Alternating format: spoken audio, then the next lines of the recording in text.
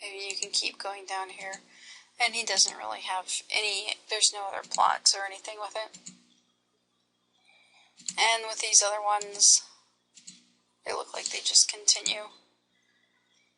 This one does have a quest update here. So if you say that, if it doesn't have any conditions, so everybody sees this, you can say, well, take your time, I need you ready to fight.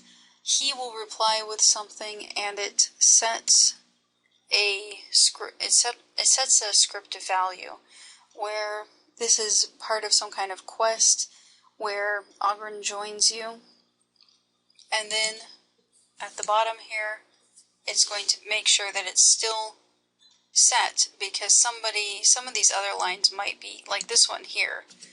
If you jump to target, it starts here, which is below where this is set. So if you see what's going on, if you follow this tree all the way down, you're going to get the same value set twice.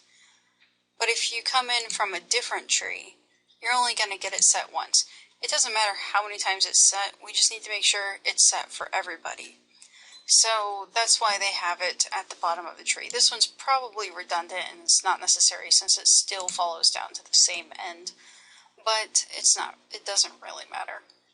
So you can see it's a lot like Neverwinter Nights 2 in some ways, but in other ways it's a little more polished because it's a lot easier to just go down to the condition, and we can just go to global, generic, go to class, race, and gender backgrounds, and then we can say I only want this to appear if the person is female, and that is true. And now it's got a condition set. So the only person after this line, the only person that will see this will be a female. A male character will get a end of conversation very abruptly.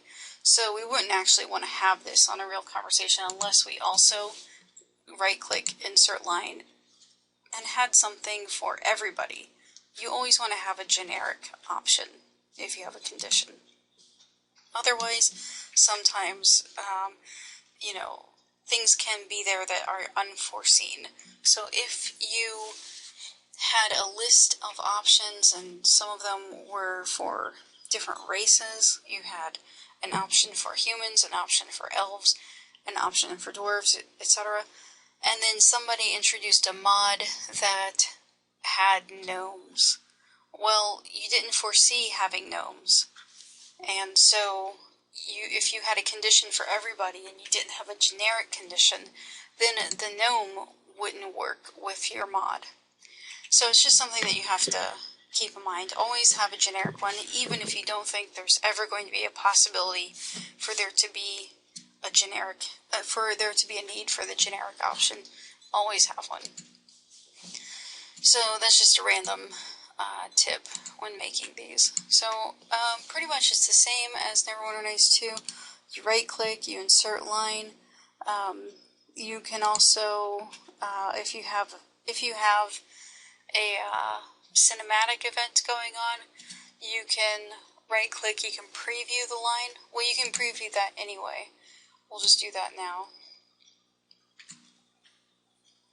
Sometimes it takes. Where do you think you're going? We've got work to do. Now, it has the default human male for everybody. You can, if you really wanted to, you can go and change what everybody looks like. So you could change what the generic view was, but it's not really a big deal. You can also, when you make, let me just make a new node here. So this is just going to be a basic thing. We will say, hello, how are you? And then the player can reply with not bad. And I'm leaving. Okay, and then he will reply with okay, whatever. And then I'm going to copy this. I'm going to insert an end dialogue line. I will copy this and I will paste as a link. Okay, so not all that complicated or anything, but until we save, if you look down here, it's got ID equals -1. If I were to save this, it would give me an ID like a really long number like this. Actually, even longer than this, because this is included in the game, so they have all the very early on IDs. So until we save it, and I'm not going to save it because I'm editing a main file here, but until we save it, it's going to be -1. And if you go to the owner, you can also check out the cinematics. You can add an animation. If you wanted to attach a cutscene to one of these, then all you would have to do is go up to edit, and then you would want to associate the line with a cutscene. But we haven't done anything with cutscenes yet, so I'll just leave it at that, because any more detail about that in the tutorial would have to go a lot longer. And I'm already starting to get a weak voice from all this talking. So I'm just going to close this out. And I'm going to search for tutorial, dialogue. Found a bunch of other stuff. Okay, so this is a dialogue tutorial that I made earlier.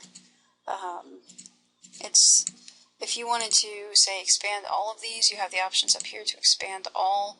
You can also just collapse single branches. So if you selected this and you just collapse branch, then that just collapses the one branch.